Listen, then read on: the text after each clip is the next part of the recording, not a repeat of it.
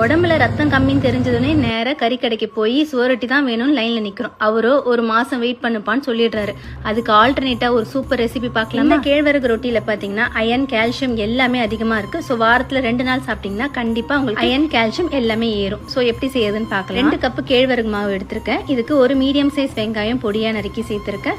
2 கைப்பிடி அளவுக்கு முருங்கைக்கீரை, 1 கைப்பிடி அளவுக்கு பொடியாக நறுக்கின கொத்தமல்லி, பச்சை மிளகாய் தேவைப்பட்டால் சேர்த்துக்கோங்க. தேவையான அளவு உப்பு எல்லாத்தையும் சேர்த்து நல்லா கலந்துக்கலாம். இப்போ தண்ணி ஊற்றி நல்லா மாவு அளவுக்கு பிசைய போகிறோம்.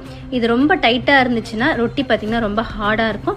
ஸோ கொஞ்சம் இலக்கமாக பிசைஞ்சுக்கோங்க. அப்போ உங்களுக்கு ரொட்டி நல்லா சாஃப்டாக இருக்கும். கூடவே ஒரு கிண்ணத்தில் தண்ணி வச்சுக்கோங்க. தண்ணியில் கை நனைச்சிட்டு நம்ம எடுக்கும்போது கையில் ஒட்டாமல். கேழ்வரகுல எந்த ரெசிபி செஞ்சாலும் மாவு ஃப்ரெஷ்ஷாக இருக்கிற மாதிரி பார்த்துக்கோங்க. இல்லைனா ஒரு கசப்பு தன்மை இருக்கும், அது நல்லா இருக்கும். ரொட்டியை நான் டேரெக்டாக தவாலே வச்சு தட்டி எடுக்க போகிறேன். உங்களுக்கு தவால வச்சு தட்ட முடியலன்னா வாழை இலையில தட்டிட்டு அதுக்கப்புறம் தவால போடுங்க. தண்ணி தொட்டு தொட்டு நீங்கள் தட்டும் போது அந்த சூடு உங்களுக்கு தெரியாது. எண்ணெய்க்கு பதிலாக நெய் சேர்த்து 2 பக்கமும் 3-4 நிமிஷம் வேக வச்சு எடுத்தீங்கன்னா ரொட்டி ரெடி. ஸோ இனிமேல் சுவரொட்டி தான் வேணும்னு நிற்காம இந்த மாதிரியும் செஞ்சு சாப்பிடுங்க. மறக்காம ஃபாலோ பண்ணிக்கோங்க.